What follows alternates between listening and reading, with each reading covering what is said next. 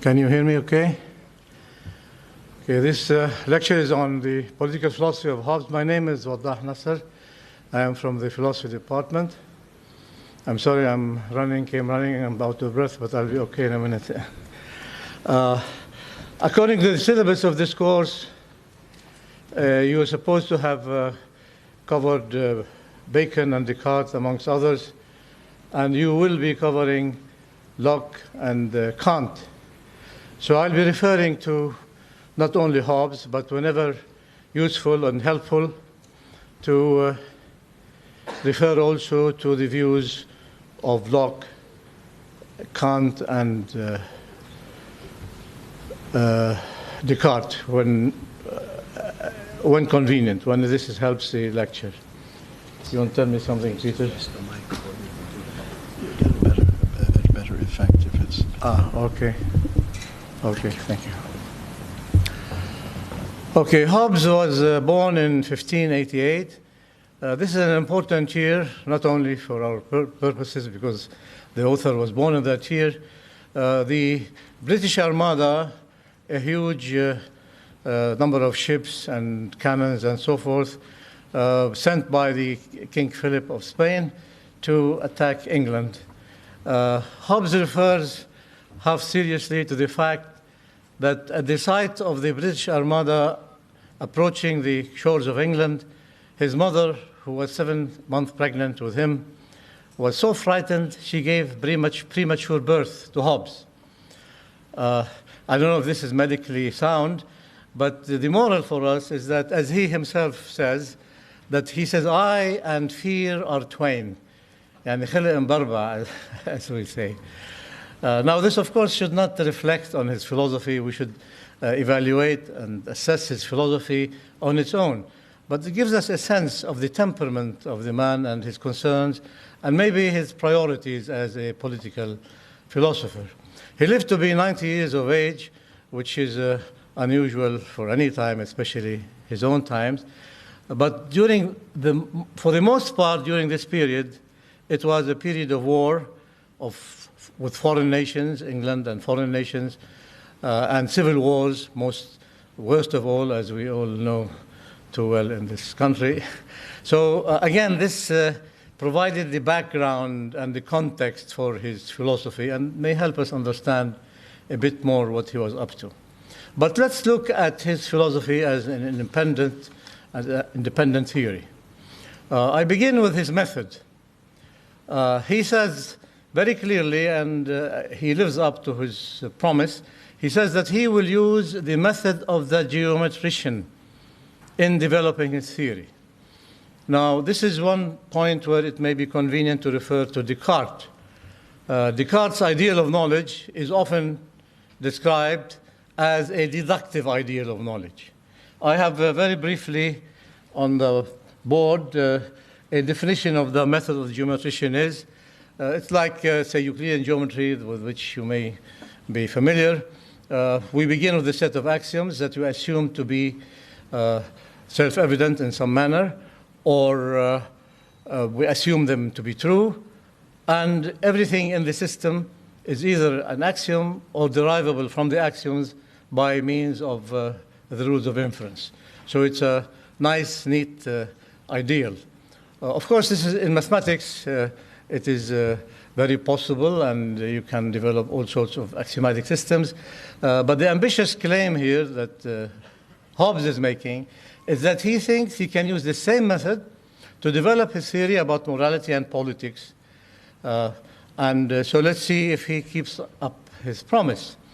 One advantage of using this theory is that it makes it clear to the reader and those who, future generations, may discuss him and try to assess the theory. It makes it clear as to how he arrived at his conclusions. So you have to do one of two things if you disagree with Hobbes' conclusion, or you want to modify some of them.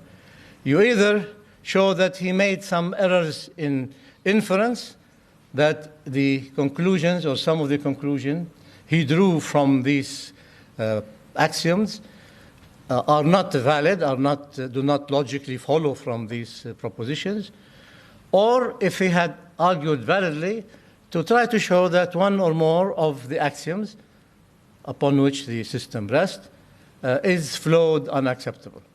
If you can do neither of these two things, in other words, if Hobbes has succeeded in living up to this deductive ideal of knowledge, I'm sure you may remember how Descartes used it for his own purposes.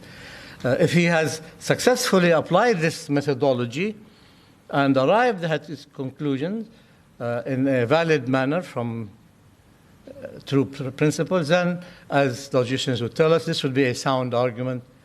The conclusion of the argument would have been proven.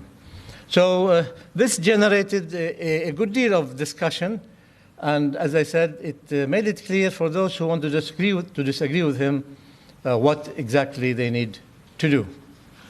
Now let's look at the main body of the system, of the outcome of applying this method of the geometrician to develop a theory about politics and also about morality. So let's begin with his axioms.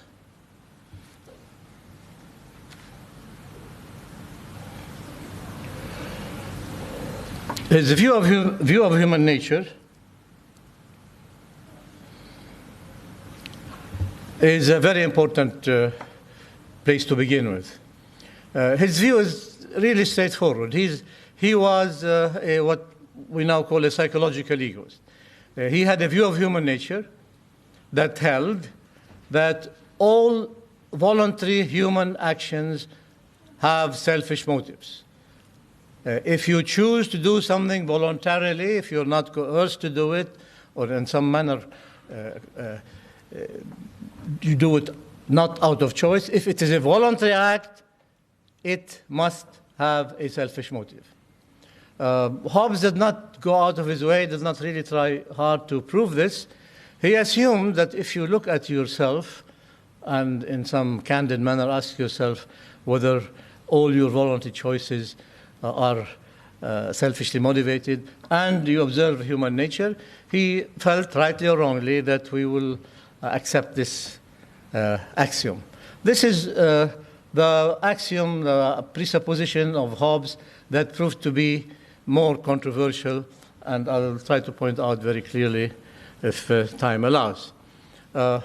He also believed that human beings are rational. Rational not in the sense that they are necessarily brilliant logicians and mathematicians, but in the ordinary sense that a rational person is able to decide what sort of means are most conducive to attain their ends. So you can learn from experience.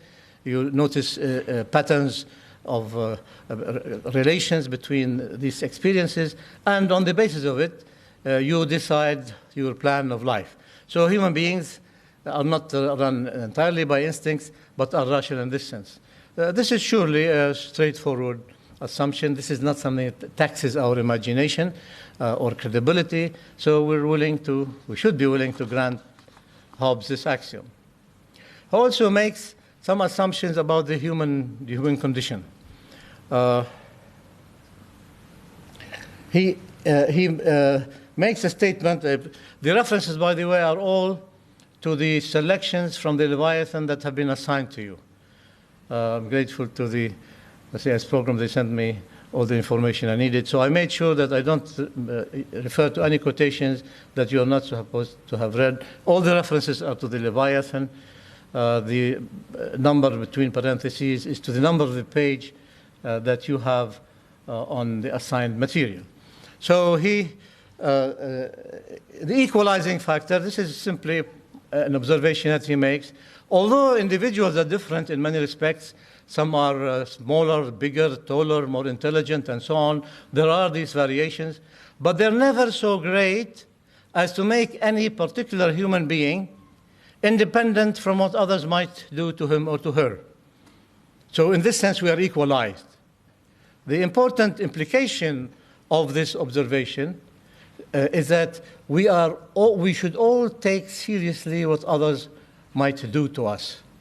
An advice that he gives, indeed this is a good prudential advice, Never underestimate what others can do to you, nor should you overestimate what you can get away with. So that's essentially the point that he refers to us. One way of putting it is that there are no supermen, nor are there any bionic women. So you have to worry about what others do to you. Okay? That, again, seems to be a very plausible assumption that could be used as a starting point, as an axiom. He also makes an assumption that we live under conditions of relative scarcity. There's an equality of needs. We all need to satisfy basic desires. And he has spent a good deal of the early part of the Leviathan explaining human passions and so forth. So we are after satisfying these desires, and we depend upon the resources available to us in the environment that we share, in which we all find ourselves, in order to satisfy these desires. So the element of competition arises.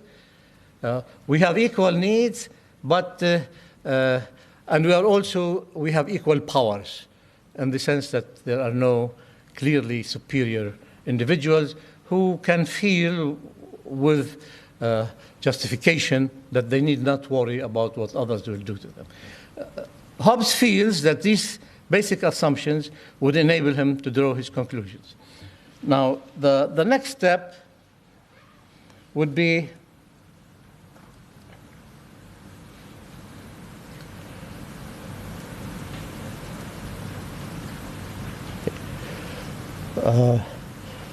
the two definitions, two very important technical definitions.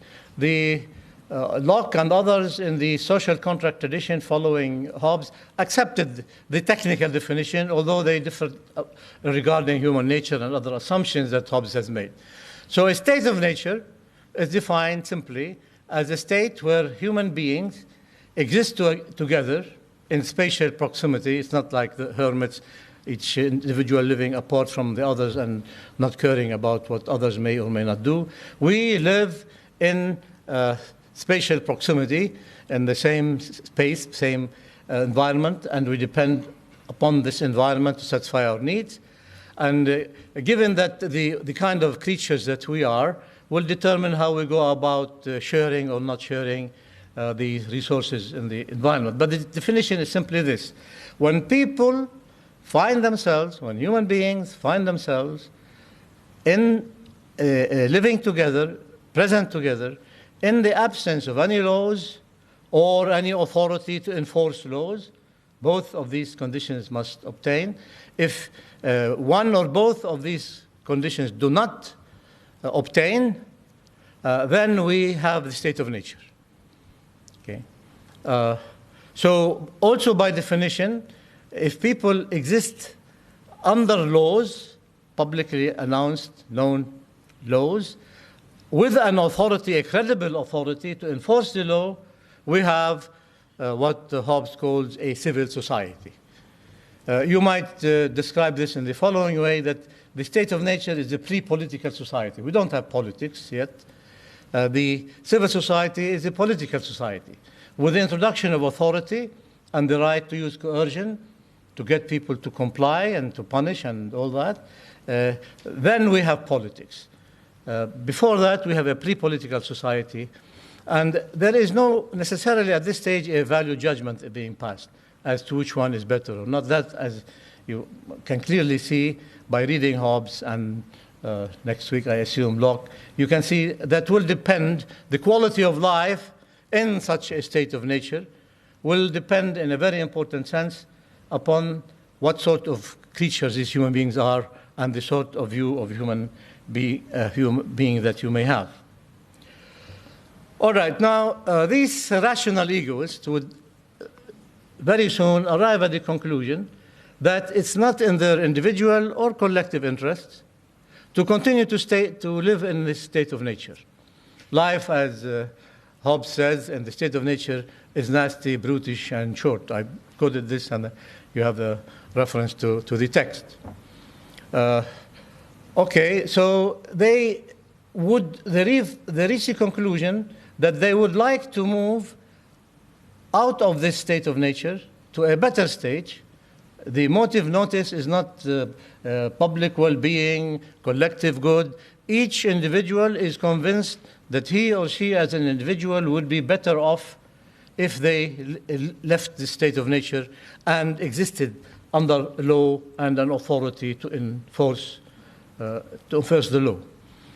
What people have in the state of nature, this is another important concept in Hobbes that we need to understand its meaning. What people have in the state of nature is the right to do anything to preserve themselves. Indeed, they are completely free in this sense. Hobbes' classic definition of freedom. Freedom is the absence of external constraint. If you are free to do whatever you want, then you are free in this sense. So, and he calls it the right of nature. That should not confuse us. He doesn't mean to be using the same kind of sense of the term that the natural law tradition says. The right of nature means this right to do anything that you wish in order to preserve yourself or to get what you want. So we all have this right. All these human beings in the state of nature have this right. This is the only thing that they can barter away or exchange. So moving out of the state of nature necessarily entails a willingness to part away with this right to do anything you want. Right? Now, remember, it's not enough to want to move out of the state of nature. As a rational egoist, you want some assurance that the state into which you move is preferable to the state you are in. Hence, the problem as is referred to the assurance problem. So the assurance problem, simply stated, is how am I to be assured that others will reciprocate?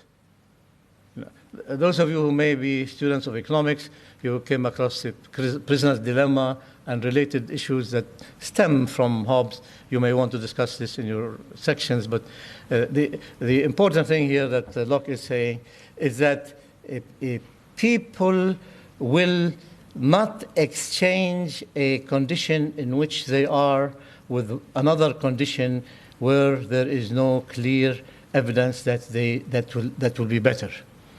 So in exchange to their willingness to part away, to no longer have this right of nature, they need some assurance that others will comply, will reciprocate. This may explain, at least in part, the emphasis on the sovereign and the right of the sovereign, which is almost absolute in Hobbes, in order to provide this assurance. So the sovereign need not be just one person. It could be a council of individuals, but a body that has authority and ability and credibility to enforce the law. Now, some of the details here that we don't have time to cover in the general lecture, but you may want to think about. Hobbes felt that this sovereign should not be part of the covenant. This is an important difference between him and Locke and others in the social contract tradition. Locke's reasons are very closely tied to his concern not to go back to the state of anarchy. He felt that if the sovereign was to be part of the agreement, then the people might say, as indeed Locke says they should say, that here we have entered the contract between two parties, and these are the terms of the contract, and if one of the two parties does not live up to the terms of the contract, then the other party is released from it, hence we can justify revolution and so on. This indeed becomes a manner in which some revolutions were justified, and with the views of Locke and Rousseau in the background. Hobbes wanted to guard against this. He had witnessed too much civil war and anarchy, and he simply did not trust people with this ability to make this kind of judgment.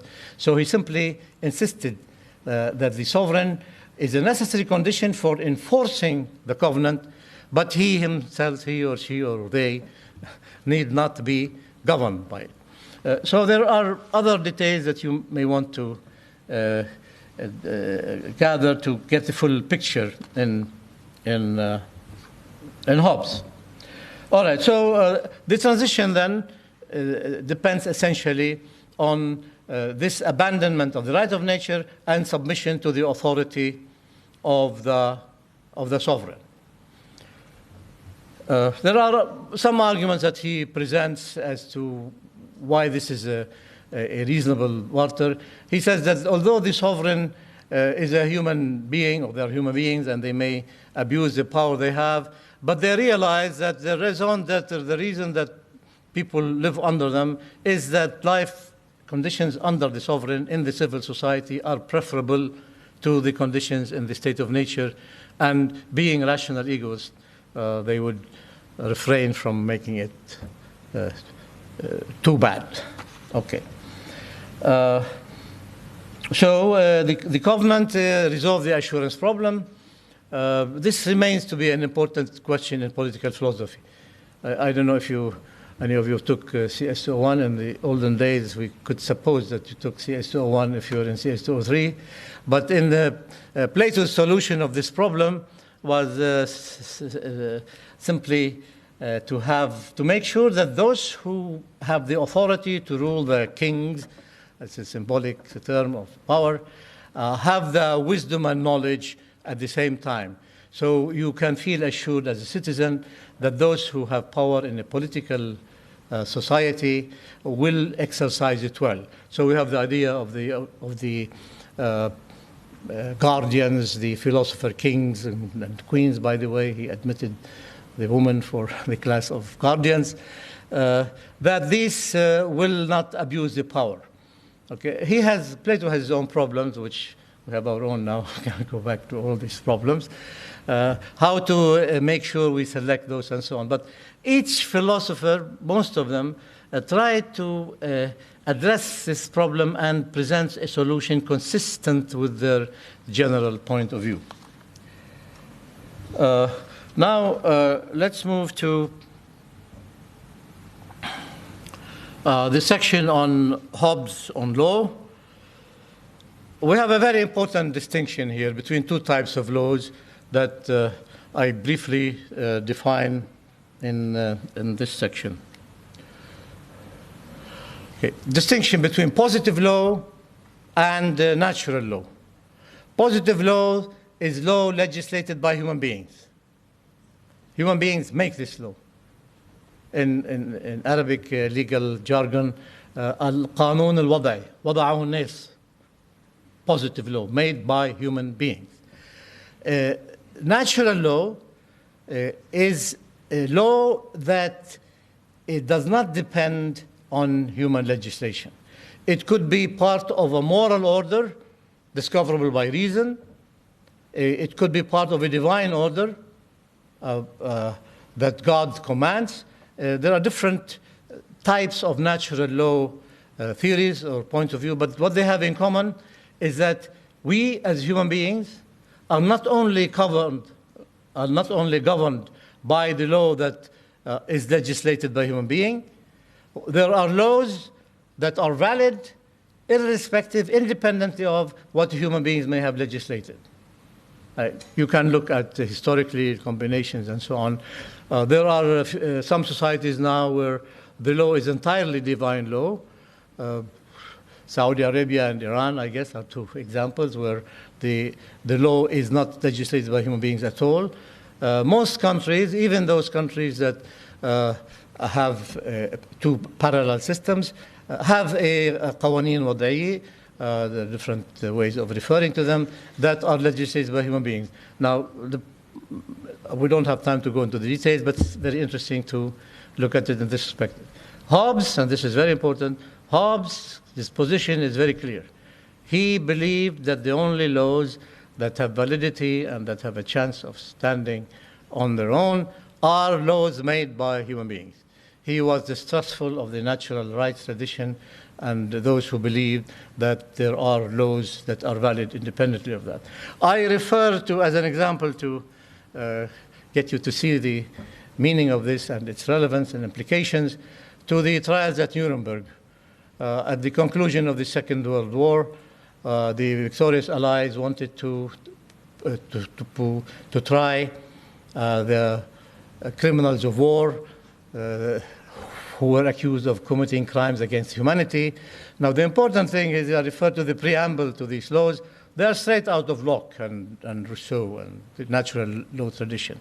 You have to tell these people, irrespective of what the laws applies in your country, in your own legal system, you are human beings, and as human beings, you should respect laws that any human being must respect. Now, these are not detailed. This does not apply to minor infractions of a law. If this is systematic, a clear violation of human rights, جرائم ضد الإنسانية, and so on, then irrespective of the specificities of the legal laws, positive laws of the country that you come from, you can be held accountable on those bases. So you can see that we have these two very important and different camps in this way. Hobbes belongs solidly and consistently in the camp of those who believed only in positive law. Indeed, he is the founder, in some important sense, of legal positivism. Students of law would have to read Hobbes. He's a very important, his philosophy of law is very important in jurisprudence and so on. Not because he's necessarily right, but because he consistently represents a point of view regarding these matters. Now, another important point that to avoid a common error in reading Hobbes, his use of the term laws of nature. The laws of nature that he discusses at some length, as he himself put it, and I've quoted it because this captures his real intention, these are convenient articles of peace. In other words, he says, if you are serious about staying in a civil society and maintaining peace and order, and you don't want to revert back to a state of nature, then these laws that he calls laws of nature, to give them power and authority, must be respected. But this is conditional. There is nothing in the nature of things that impels you to do so. They are not natural laws in the sense in which the laws of physics are, or those who believe that this independent moral order. These are convenient articles of peace. These are guiding principles that rational egoists must respect if they are serious about living peacefully together. And he discusses them. Okay. And he's being consistent with his point of view. He's giving prudential advice. He has not moved to the other camp. Okay.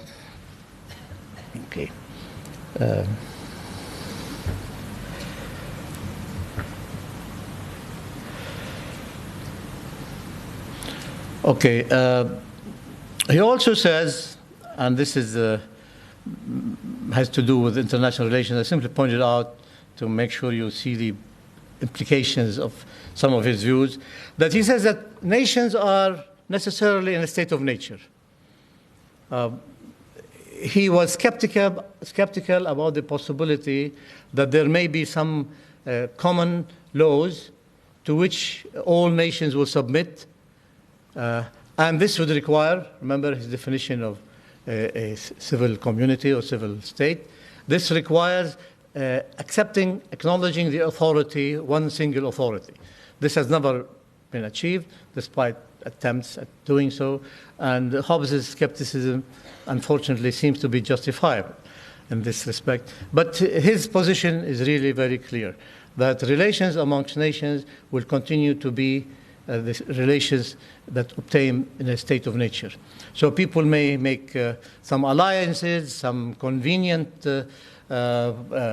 agreements not to fight or to help one another. The guiding principle is always self-interest, and that changes and so on. Now, I don't want to go into detail. The political realists say Hobbes in this respect seems to be right. But if we are to live in an international community where the world order in the significant sense, it would require a minimum of not only acknowledgement of basic laws and principles and so on, but also the establishment of an authority that could see to it that these laws are observed.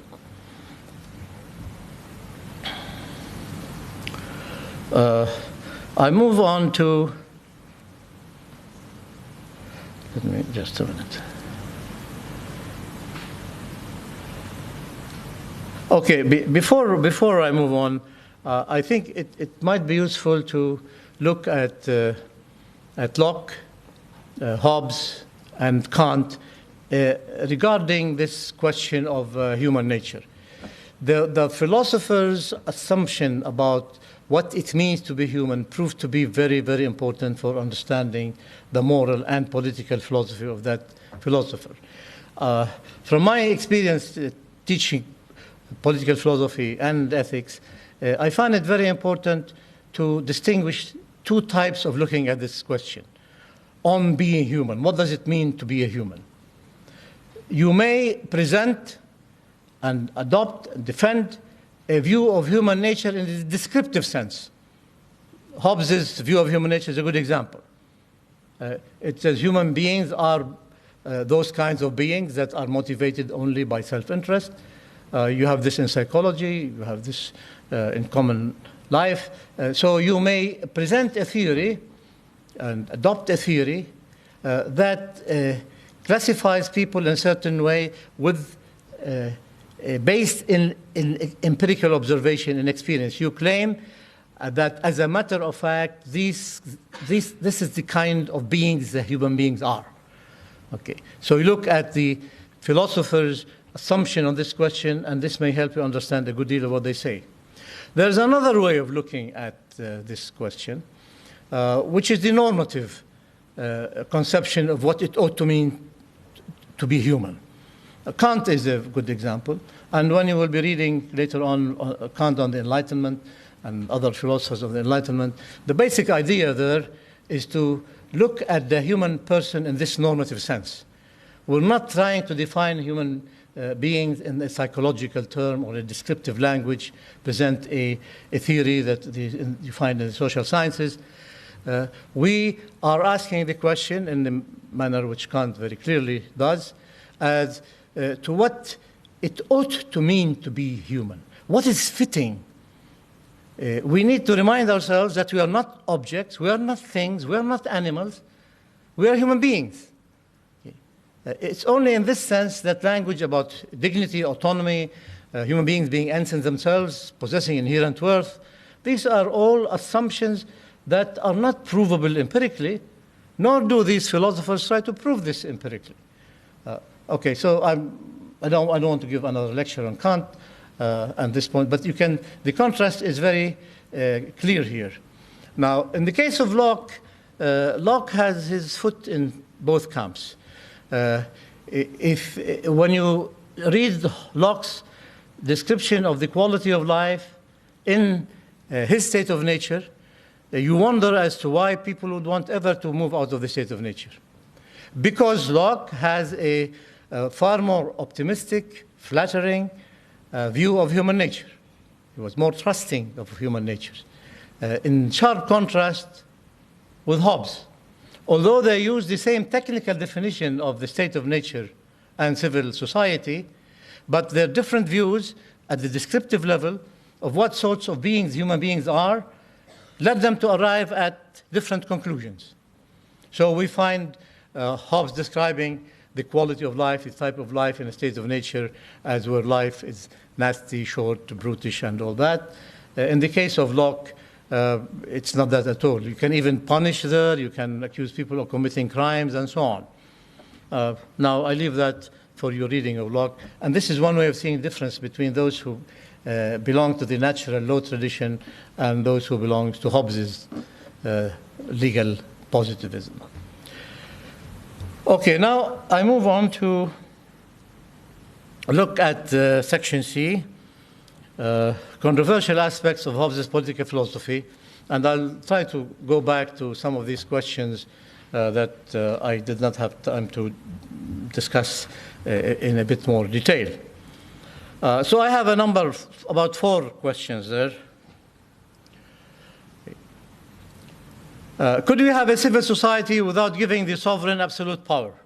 This is a natural reaction to Hobbes. Even you may have been sympathetic with some of what Hobbes says, but maybe you stopped short of saying, of granting him giving this amount, this much authority to the sovereign. Maybe at this point it may be useful to look at, I don't want to say unstated axioms to distort the point of view as presented earlier, but there are certain ways of approaching these issues in morality and philosophy and in morality and ethics, where the philosopher's predisposition, temperament even, commitment to values may vary. For example, there are many basic values. 4 of them, I think, are quite obvious, quite common. Freedom is valuable. حرية حرية. Okay. Freedom is valuable. Peace and security and order and stability are valuable. Okay. If we don't value them, we're classified in all sorts of ways. We're anarchists in the bad sense of the term. Okay. So we value freedom. We value peace and order, stability. We value equality, okay, and justice. And we want to redistribute wealth if it becomes accumulated in certain places and others. Right? Now, it's not that some philosophers do not value all these 4. It's better to try to find out where do they make the process of bartering. It would be nice if we can maximize all of these values, all of these variables, to the greatest amount, but that's not possible. You get a point, and Hobbes' and Locke's perspectives are instructive here. You get to a point where you have to decide whether to give more freedom or to limit freedom in order to ensure stability. The assessment of at what point do we have to make this bartering will depend on what I call the temperament, the predisposition, the unstated assumptions or perspectives of the philosopher. So it would be useful to think of Hobbes as consistent with his pessimistic view of human nature, that he felt that if we are to avoid this state of nature and not to live in this horrible condition, we have to limit our freedom to an extent that most other philosophers and perhaps individuals are not willing to do that. Locke and the liberal tradition were more committed to the value of freedom. That, of course, doesn't mean that they didn't value stability and so on. I mention, in fairness to Locke, and you may have a chance to look at this more concretely, that Locke tried to offer assurances that we can have much more freedom than someone like Hobbes would allow, without this necessarily leading us to a state of nature, in the bad sense of the term. So he introduced some of the reforms that it took quite some time, that some countries, some democracies were able to make them at the basis of the institutions of the society. The idea of branches of government. Okay. So in 1688, the White Revolution, where Locke was quite directly involved in it, a king was removed, and the sovereign or sovereigns that were placed in his place ruled under the law. The rule of law, not of men. This is a basic doctrine in Locke. So when we say the rule of men, of laws, not of men, we don't mean that we have machines to rule. Still, human beings will be ruling. And the problem, the abuse of political power is still there, and we need to worry about it. But Locke's formula is to reform the institutions of the society in such a way that there is a division of power. The legislative, the executive. Now, Locke did not go into the great detail of it. The system was perfected. In France, there was Montesquieu working on that. He was a legal philosopher.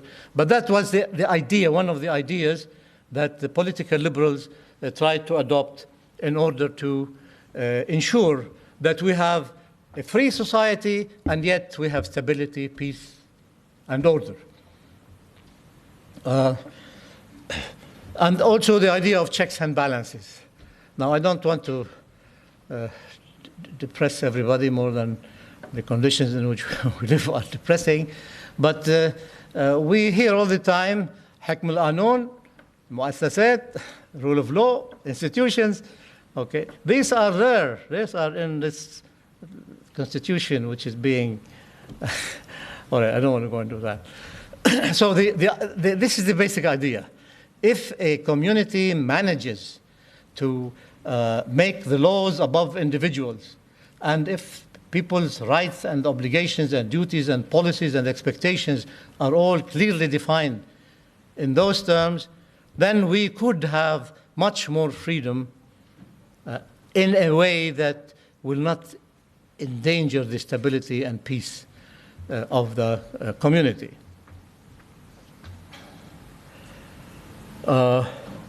Is psychological egoism a truly defensible scientific account of human motivation? We can spend a good deal of time on that. I only meant to, this is my favorite quote from Hobbes, that shows his immediate willingness to adopt this view as self-evident. So all he needed to say to show that some action was motivated by selfish motives, and I quote from him, "For it is a voluntary act. For it is a voluntary act, and of the voluntary acts of man, the object is some good to himself." Okay. It is a triangle, it must have three sides. No, I don't want to bias the discussion. But the question here, when you adopt a theory as important as this doctrine that psychologists hold, and the only evidence you can present is simply to say, look, if it's voluntary, it must be selfish. That's circular. If this is what is being, what is at issue, then you have to find other means of proving it, especially if you claim that it is empirically, scientifically provable. This is a debate that goes on and on. I don't want to claim in no way that it can be settled this easily. But this is something important for Hobbes' definition and at the same time quite controversial. Is man social by necessity? Now, this is one of the things I selected to focus on to help you understand where Hobbes stands and how he compares and contrasts with others. Are human beings social by nature? Classical philosophers, Greek philosophers, were all committed to this idea. The whole culture of classical Greece is based on that. I don't know if you still read the Odyssey in 201, but the idea that away from community, you are not human. This is something that at least the classical Greek culture took for granted, and it has representatives, very important representatives throughout. Hobbes stands in the other camp. We are social by necessity, Hobbes says. I searched for a quotation from the assigned readings, and I managed to find it from the Leviathan. It's part of the reading you were assigned. Men have no pleasure, but on the contrary, a great deal of grief in keeping company where there is no power able to overawe them all. ما بنحب بعضنا. We are competitors. We are at each other's throat. يعني معقول نتعايش بس ما بنتشارك. I don't want to get into Lebanese politics. يعني the idea of coexistence. تعايش. I hate that term. It says, I simply agree not to try to kill you because I'm afraid you might kill me. So خلينا نتعايش. Let us coexist. All right? The idea is to have a community of sharing our fates. It's not easy. So that's another way of. Hobbes was very pessimistic. And his view of human nature is that we are social by necessity. Yeah. Children are devils. Sometimes we tend to agree with Hobbes. I don't know, as a parent and grandparent, I shouldn't be saying that. But the socializing process, how do we make this little devil a social being? Are we nurturing something in the nature of the child and encouraging him or her to become a civilized human being, socialized, or are we going against nature? Hobbes believed that we become social by necessity. It's simply the argument from prudence. Maslaha. If you want to avoid being the victim, you don't victimize others so they don't victimize you. That's essentially how it is. This doesn't mean that if this is so, then we should not accept it. You might want to discuss these issues in the sections you have. So Hobbes is clearly on one side, that we are social by necessity. We are providing missing motives. This is a term he uses. This is not a motive that we have naturally. We have somehow to make up for that in order to live peacefully in a civil society. I end by section number 4 here, question on the nature of moral obligation. And I go back to what I already said earlier when I distinguished between two ways of looking at the question of what it means to be human. There are one way of doing to present a descriptive theory about what sort of beings human beings are, or else to present an analysis of the concept of being human. When you get to Kant, I see you're reading something on the Enlightenment and also reading from Kant's Ethics, you will find Kant to represent this point of view. Kant says in a famous, often quoted statement from the preface of his major book, or one of his major books on morality, he says that the grounds of obligation, the grounds of moral, political obligation, is not to be sought in the nature of man, nor in the circumstances in which man is found. Okay. Don't try to make empirical inquiries, pass on surveys, find what people like or dislike, establish a theory of value, what is it that people consider to be valuable, and so on. That's the wrong way, according to Kant, of going about it. All right. Where are we to seek the grounds of obligation? Well, in something that could be called conceptual analysis. He uses terms like a priori and so forth. We don't need to worry about that, at least not now. But Kant's point is simply this. A human being is not an animal, is not an object, is not a thing. If we are stranded on some distant island or a shipwreck and we are going to live there for the rest of our lives, we don't pass on surveys to see what people like or dislike. There may be on the ship athletes who may have a different way of doing, or professors of mathematics or going to a convention. You don't establish the question of what ought I to do in this manner. Okay. So this is the other way of looking at the question on being human, which is maybe difficult to appreciate initially, but the more you think about it, the more sense it makes. Thank you very much.